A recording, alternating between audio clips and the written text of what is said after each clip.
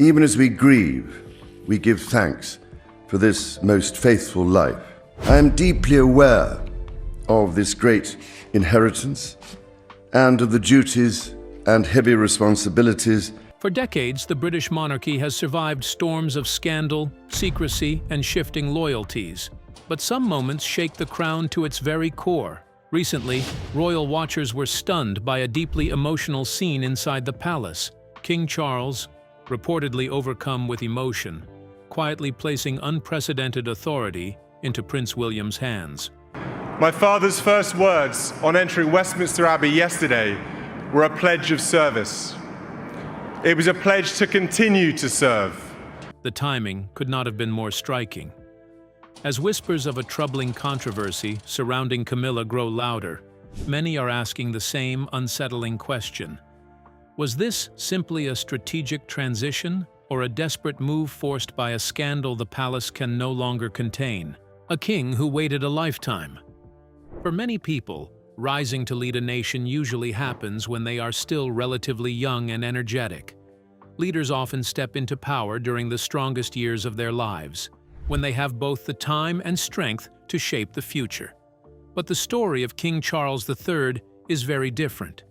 His path to the throne was not quick, and it was certainly not ordinary. In fact, it became one of the longest waits for power in modern history. For more than 70 years, Charles lived with a unique title, heir to the British throne. From the moment he was a small child, the world knew that one day he would become king. Yet that day seemed endlessly far away. While other princes in history stepped into power much earlier, Charles spent decade after decade preparing for a role that never quite arrived. Throughout those long years, the throne remained occupied by his mother, Queen Elizabeth II, whose reign became one of the most remarkable chapters in the history of the United Kingdom. She ruled for 70 years, longer than any monarch the country had ever known. Generations of people were born, grew up, and grew old during her time on the throne. For many citizens, she was the only monarch they had ever known. For Charles, this meant living much of his life in a strange position, always close to power, yet never quite holding it. He attended historic events, met world leaders, and carried out royal duties, but he did so from the sidelines. The crown that was meant for him remained just out of reach, year after year. Still, those decades were far from wasted. Charles did not simply sit and wait for destiny to arrive. Instead, he used the time to observe carefully and prepare deeply. He studied the responsibilities of kingship, learning what it meant to lead not only a country, but also an ancient institution filled with tradition and symbolism. Over time, he also developed strong personal interests and convictions. He became widely known for speaking about issues that many leaders had not yet taken seriously. Long before environmental protection became a global conversation, Charles was already raising concerns about pollution, climate change, and the need to protect the planet. He also showed deep interest in architecture, often arguing that cities should be built in ways that respect both history and beauty, rather than focusing only on modern convenience. Beyond that, he supported sustainable farming and encouraged people to think carefully about how food is produced. His ideas sometimes attracted criticism, but they also earned him respect from those who believed he was ahead of his time. Many observers began to imagine that when Charles eventually became king, he might bring thoughtful reforms and new energy to the monarchy. Yet there was always one unavoidable truth, quietly following him throughout his life. Time was passing. Every year that went by meant that Charles would begin his reign later than most kings before him. The longer his mother lived, and she lived an extraordinarily long life, the older he would be when his own moment finally arrived. That moment came in September 2022, when Queen Elizabeth II passed away. Within the past few minutes, Buckingham Palace has announced the death of Her Majesty Queen Elizabeth II. Her death marked the end of an era that had shaped the modern world. Across the United Kingdom and throughout the Commonwealth, People mourned a monarch who had become a symbol of stability for decades. For Charles, however, the moment carried a complicated mix of emotions. On one hand, it was a historic turning point. After waiting his entire life, he finally became King Charles III at the age of 73. God save the King! God save the King! The crown that had hovered over his future for so long was now truly his. But on the other hand, the moment was deeply personal and painful. The path to the throne had come through the loss of his mother. And almost immediately after his reign began, new challenges began to appear. Instead of spending his first years calmly shaping the monarchy according to his ideas, Charles found himself dealing with pressures that few new rulers would ever hope to face. Concerns about his health began to circulate. At the same time, family tensions within the royal household continued to attract intense media attention. These issues placed him in a difficult position. As king, he was expected not only to govern wisely, but also to protect the reputation and stability of one of the world's oldest royal institutions. Suddenly, the crown he had waited more than 7 decades to wear no longer looked like a prize earned after a lifetime of patience. It looked like a responsibility heavier than anyone had imagined. Is King Charles able to discharge his duties without being disturbed by his age? Which struggles has he faced since his ascension? Let's delve into the details of King Charles's illness. Illness, uncertainty, and the quiet struggle of a king. In February 2024, a brief announcement came from Buckingham Palace, yet its impact was far greater than the few carefully chosen words it contained. The message revealed that King Charles III had been diagnosed with cancer. Breaking news out of the United Kingdom, King Charles III has been diagnosed with cancer. The statement itself was calm, measured, and reassuring. Palace officials explained that the king had already begun treatment and remained fully committed to carrying out his duties as monarch. They stressed that he intended to keep working and would continue serving the nation. To the public, the announcement appeared steady and controlled, as though everything remained firmly under management. But behind that calm tone lay a far more delicate reality. A monarch cannot simply fade from public view. The strength of the British monarchy depends greatly on the image of stability and continuity. The king represents the constant presence of the crown. If that presence suddenly disappears, even for understandable reasons, uncertainty begins to grow. History has shown that silence around a monarch's health often leads to questions, speculation, and rumors. King Charles understood this reality better than most. Despite undergoing medical treatment, he returned to public appearances sooner than many people expected. Within weeks, he was once again attending official engagements, welcoming visitors, and carrying on with the regular duties that define the role of a constitutional monarch. He also continued his weekly meetings with the British Prime Minister, an important tradition that keeps the sovereign connected to the government's work. To casual observers, the king appeared composed and determined. He smiled for cameras, greeted dignitaries, and maintained the calm dignity that has long been associated with the British crown. On the surface, everything seemed steady. Yet those who followed his appearances closely began to notice small, quiet changes. They were not dramatic enough to cause alarm, but they were there. The king, who had once moved briskly through long days of royal engagements, now appeared to be pacing himself more carefully. His schedule gradually became lighter. Events that required extended standing, long travel, or physically demanding ceremonies became less common. Behind the scenes, palace aides were quietly adjusting the royal calendar. Officials began choosing engagements that required less physical strain. Appearances were spaced further apart, and certain responsibilities were increasingly handled by other members of the royal family. To the public, these changes were subtle. Nothing appeared drastically different. The king still carried out his role, and royal life continued. But the rhythm of the monarchy had quietly shifted. For someone in his 70s, cancer treatment is rarely simple. It can involve long periods of recovery, repeated medical appointments, and the careful management of energy and strength. Throughout 2024 and into 2025, the palace occasionally released updates about the king's health. Each update followed the same careful pattern. The tone remained hopeful. Officials emphasized that the king was responding well to treatment and remained actively engaged in his work. Yet the statements were also cautious. They avoided offering too many specific details, leaving much of the situation private. At one point, the king briefly stepped back from public duties to receive additional medical attention before returning to Windsor Castle. Palace representatives described this moment not as a setback, but simply as part of his ongoing care.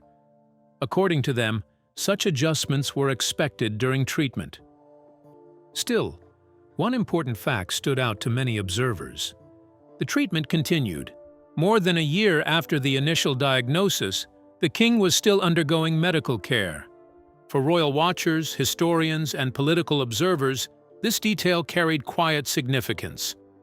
Long-term treatment often suggests that the battle being fought behind the scenes is not a simple one. Yet through it all, the public image of the monarchy remained carefully steady. King Charles continued to appear when he could, carrying out his responsibilities with the same measured composure expected of a sovereign. His presence, even in a reduced schedule, reassured many that the institution of the monarchy remained stable. But beneath that reassuring surface, it was becoming clear that the king was navigating one of the most challenging personal struggles of his life, while still wearing the crown. What is the most trying experience Charles has faced since his ascension aside from his health struggles? Could anything be more disturbing than the royal scandal? Let's dive into the details of the scandal that engulfed Charles' brother. The family scandal that refused to fade. While struggling with the burden of his own illness, King Charles also found himself caught in the middle of a deeply uncomfortable family crisis, one that was impossible to ignore and increasingly difficult to contain. At the center of the storm was his younger brother, Prince Andrew, widely known by his title, the Duke of York. For years, Andrew's public image had been overshadowed by controversy, largely because of his association with the disgraced financier, Jeffrey Epstein. The relationship had already brought intense scrutiny to the royal family and had forced Andrew to step back from official royal duties in an attempt to limit the damage. Yet the issue refused to fade into the background. Even after Andrew withdrew from public life, the shadow of the scandal continued to linger over the monarchy. The story resurfaced again and again, each time reigniting debate about accountability, privilege, and the responsibilities of those connected to the royal institution. Then, in 2025, the situation took another dramatic turn. A new batch of documents connected to Epstein was made public. These files, which had previously remained sealed or out of view, began circulating widely in the media. Almost immediately, journalists and commentators began examining every detail. As they did, Andrew's name appeared repeatedly throughout the material, drawing renewed attention and sparking another wave of public outrage. This time, the reaction was even stronger than before. Unlike earlier reports that contained vague references and speculation, the newly released documents seemed to include more specific information. For many observers, the repeated mention of Andrew's name made the controversy feel impossible to dismiss or downplay. News outlets quickly seized on the story. Headlines returned to the front pages, television debates reignited, and public discussion intensified across social media platforms. Questions began echoing across the country and beyond. Why, many people asked, was Andrew still living in a royal residence? Why did he continue to enjoy certain privileges associated with royal life, despite having stepped away from official duties? The pressure on the palace began to grow. For King Charles, the situation was painfully complex in a way that few outside the royal circle could fully understand. Andrew was not simply a controversial public figure whose actions had become a national discussion.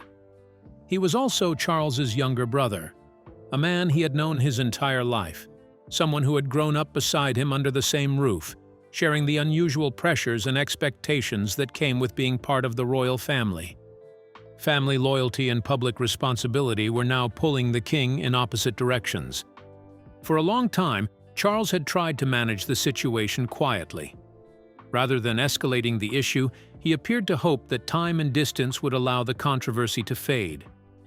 The strategy was based on patience. If Andrew remained out of the spotlight long enough, perhaps the public's attention would eventually shift elsewhere. But by late 2025, it had become clear that this approach was no longer working. Instead of fading, the controversy was continuing to harm the reputation of the monarchy.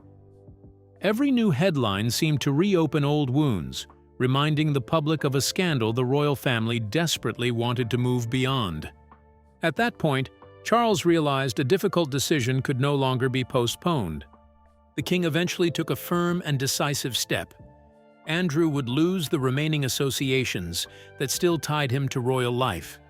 Even more significantly, he would be required to leave Royal Lodge, the large residence on the Windsor estate where he had lived for many years. The move sent a powerful signal. To many observers, the decision appeared necessary. Commentators argued that the monarchy, as an institution built on tradition and public trust, could not afford to allow controversy to linger around one of its most visible members. By taking action, Charles was attempting to show that the royal family understood the seriousness of public concerns. Yet behind the headlines and political analysis was a deeply personal reality. For Charles, this was not merely an administrative decision or a strategic move to protect the monarchy's reputation. It was a painful family matter. Ordering his own brother to leave the life he had always known was something few people would ever face, and it was far from easy. Those close to the king later revealed that the emotional toll of the decision weighed heavily on him. Already coping with health challenges and the pressures of leading the monarchy, Charles now had to carry the additional burden of family conflict played out under the relentless spotlight of the world's media. In the months that followed, insiders suggested that the strain lingered with him. The decision may have been necessary for the future of the monarchy, but for Charles it came at a deeply personal cost, reminding him that the crown often demands sacrifices not just from the nation's ruler, but from the human being who wears it. Was Prince William able to play any role in restoring the palace's dignity? What did he do? Let's find out. The prince who quietly stepped forward. While King Charles navigated mounting pressures both at home and abroad, another story was quietly unfolding behind the closed doors of the palace. A story that few outside the royal circle fully noticed at first. Without fanfare or dramatic announcements, Prince William was steadily stepping into a more prominent and influential position, signaling a subtle yet unmistakable shift in the monarchy's inner workings. The changes began almost imperceptibly. William's daily schedule grew heavier, filled with engagements that carried more weight than before. Ceremonies, meetings, and public appearances that once seemed merely symbolic now had a sharper focus, often touching on political and international matters that required careful judgment and poise.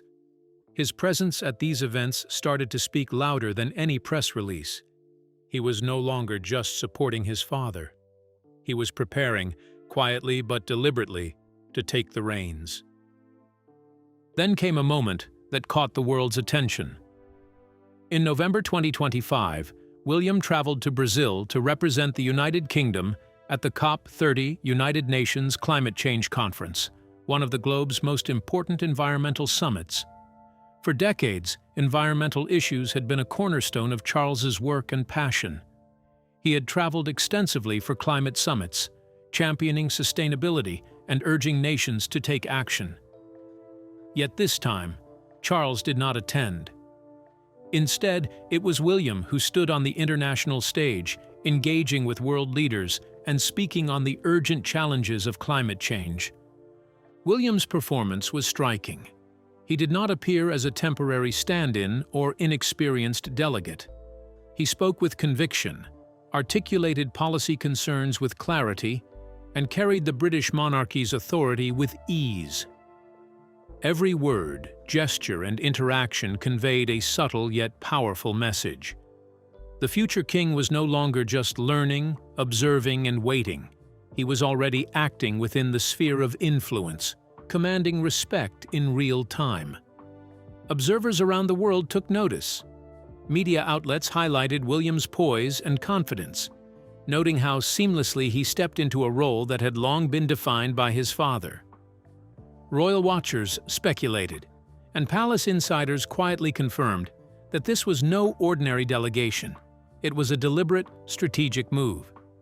By giving William the platform to lead on issues his father had once championed, the monarchy was signaling a carefully managed transition, ensuring continuity while slowly expanding the heir's real power.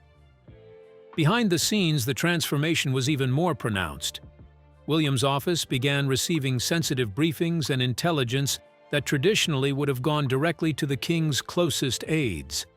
Topics ranged from domestic policy developments to international negotiations and delicate diplomatic matters. Officially, these briefings were part of a process called continuity planning, a precautionary step to ensure that, should the need arise, the heir could step in without hesitation. Unofficially, however, those within the palace understood the deeper significance. The monarchy was actively preparing William to wield authority in the present, not merely in some distant future. Every new responsibility, every major appearance, and every confidential report marked a slow but deliberate expansion of William's influence. The crown was quietly reshaping the traditional boundaries of royal power, granting him practical experience that would serve him well when he eventually ascended the throne. It was a modern, behind-the-scenes form of apprenticeship, less ceremonial than public perception might suggest, yet far more consequential in shaping the next generation of leadership. Even casual observers could sense a subtle shift in the tone of the monarchy. William's rising profile, coupled with Charles's more measured public appearances, created the impression of a palace in transition. The handover of responsibilities was not announced with a formal decree or heralded with fanfare. Instead, it unfolded in real time, subtly influencing global perceptions of leadership. Every handshake, every speech, and every strategic engagement reinforced one undeniable truth. The heir was already stepping into the present, not merely waiting for the future. In the hushed corridors of Buckingham Palace, this quiet evolution carried immense weight.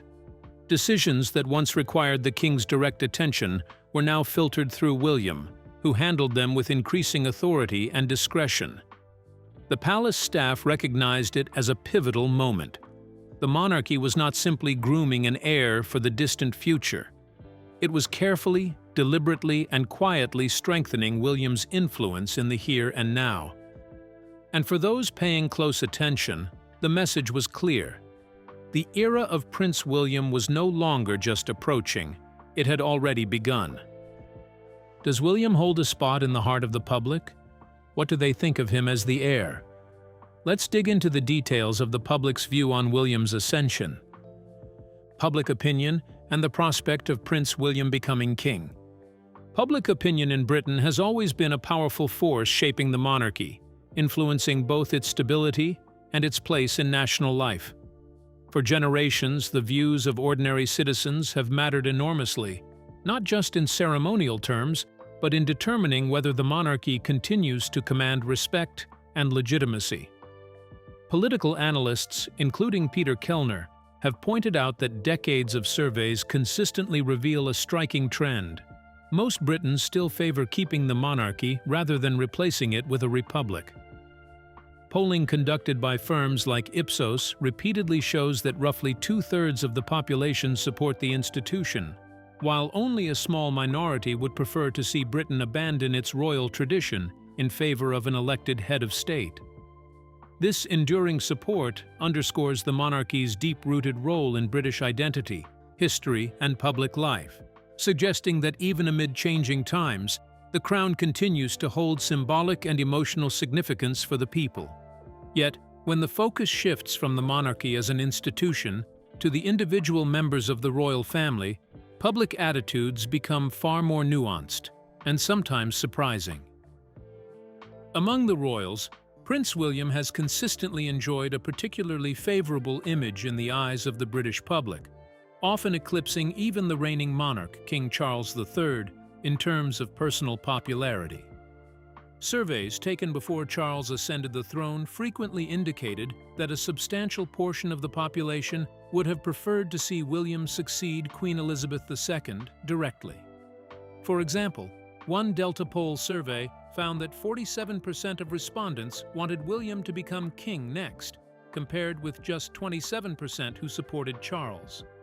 This gap in preference reflects the public's sense of connection, personality, and perceived relevance, showing that while loyalty to the institution remains strong, opinions about individual royals are far more dynamic and impression-based. The reasons behind this preference for William are telling. In various polls, he is often described using words like modern, approachable, capable, and a strong representative on the world stage. These descriptors suggest that the public sees him as someone who can balance tradition with contemporary expectations, someone able to relate to ordinary citizens while projecting Britain's image internationally. In contrast, Charles has sometimes been labeled as more traditional, occasionally out of touch, or less in step with modern public sensibilities. These perceptions do not necessarily indicate outright disapproval. Rather, they highlight the subtle ways in which personality, style, and public engagement shape the monarchy's appeal. Where Charles is seen as embodying continuity and history, William is viewed as a bridge to the future, a figure whose presence inspires confidence that the monarchy can adapt and endure in a changing world. Importantly, these differences in popularity have not undermined Charles's overall approval. Analysts point out that the king still enjoys broadly positive ratings, and many Britons continue to respect his dedication to public service and the causes he champions. However, the rise of William's public appeal has injected a new energy into the monarchy, reinforcing faith in its longevity and relevance.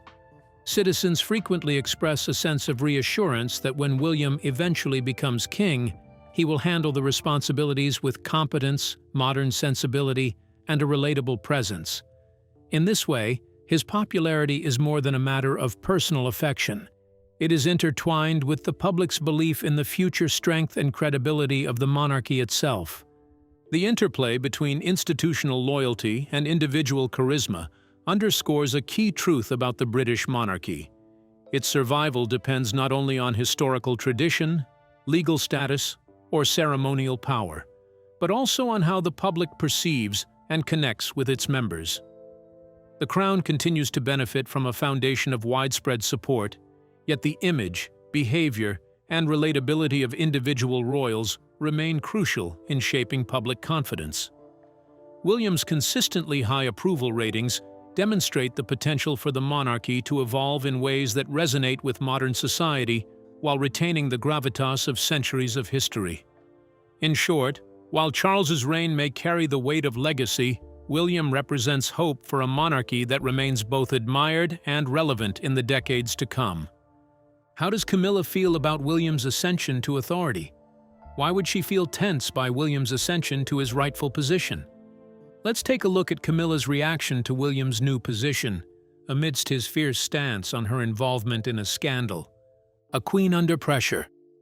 During this same period, Queen Camilla found herself thrust into an unexpected and uncomfortable spotlight, one that threatened to undo years of careful work to secure her place in the royal family.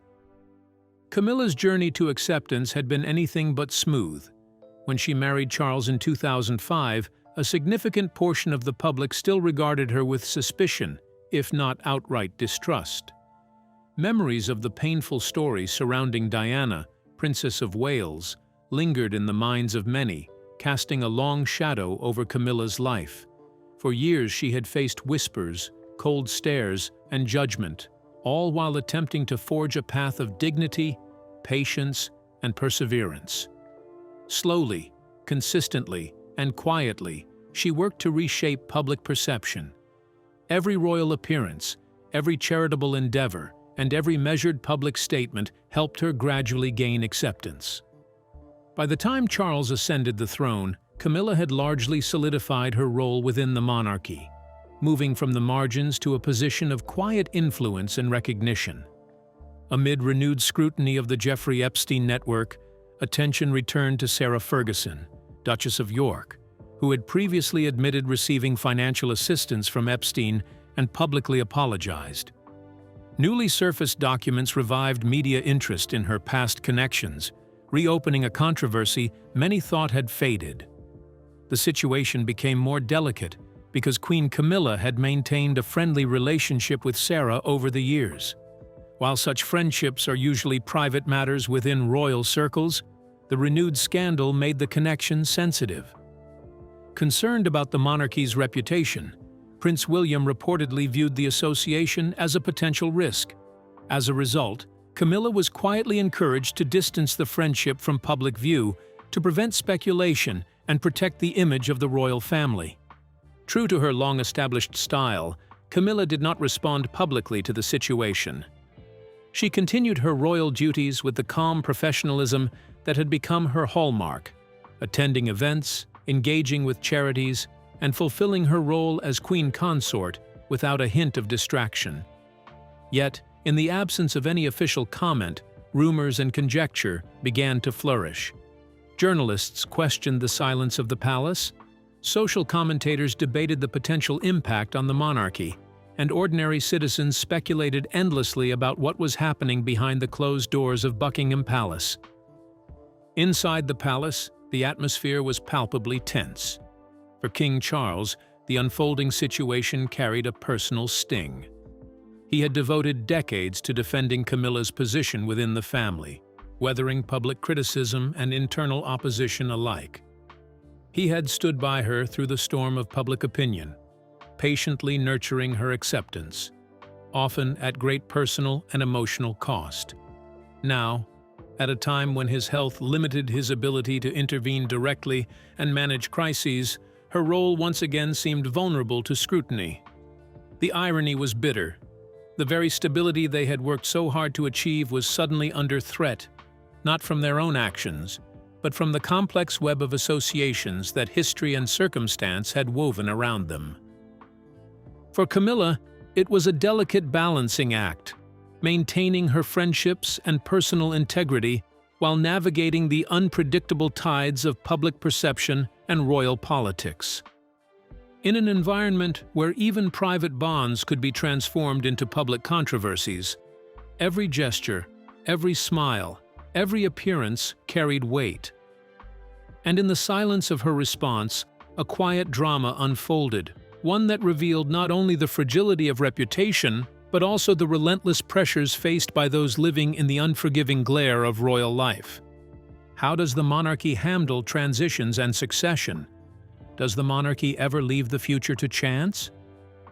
Let's delve into the beauty of the succession that prepares the British crown for the future. The monarchy's quiet preparation for the future.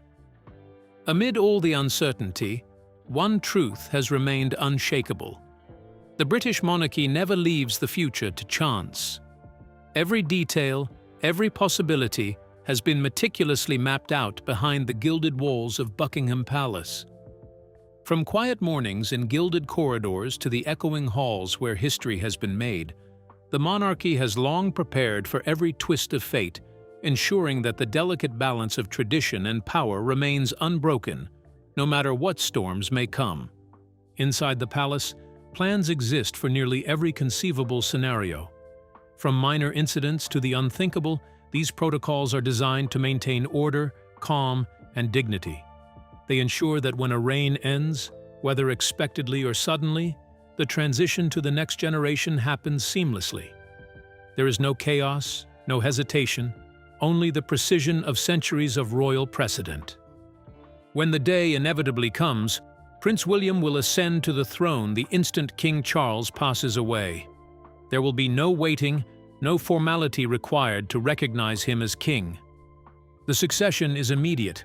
The crown moves as naturally as a baton in a well-rehearsed relay.